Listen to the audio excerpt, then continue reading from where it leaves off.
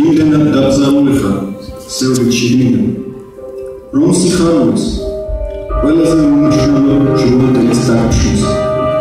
და ეს არ გავს იმ გრევას, გათავისუფლების მაგივრად, სულს ნანგრევებში რომ მოაყო. ჩვენ ტკივილების გამოქვეყნება ვიცით. სიხარულს და ბედნიერებას არ ვაღვიქვით და მაინც მაშინ უფრო ბევრი არიან შენთან, როცა კარგად ხარ. ჩემი საქმე არ არის ტკივილ.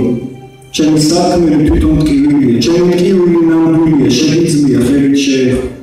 და როცა ვწერე, მე ვამბობ, რომ ვამბობ, და როცა ვწერე, თითები ყოველთვის პირდაპირ გადასაწერად მოსვზა.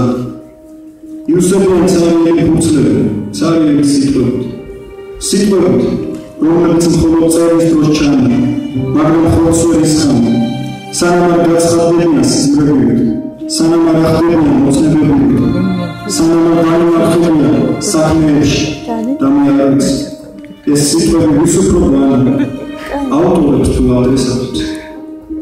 უყურებ, მოწმენდილი ცას და ვფიქრობ, როგორ იქნებოდა სასწაულით მოწმენდილი მიწა.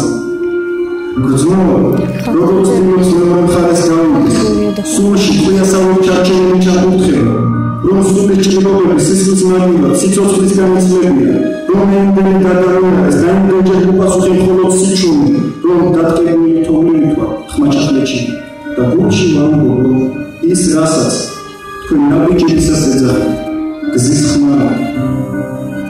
საკუთარ თავში ჩაკეტილი ღია კარებთან და ვდგავარ ასე. ისინებიც მეკარგება, რომლებიც არ იმავს და საკუთარ თავს ვეუბნები, გამოდი გარეთ, იქნებ უფრო მკვდარი ხარ, რამას ვერ ამჩნევ, იქნებ თვითონაც ამას ელოდი. ოღონდ გამოდი და გამოდი, თუნდა წლების მოქმედებიდან. პირველად სიკვდილს არ აუშვებს, მერეც მე. კუდრეთით აღმდგარ, მეორე დრო მოყვები, კაცი. მე არ მჭირდება სიუცე, იმისთვის რომ გულოძრავო, მაგრამ მჭირდება შეეგება ცოტა სიხარული.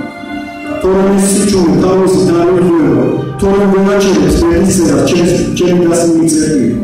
მე ვწერე, შენ კითხულობ.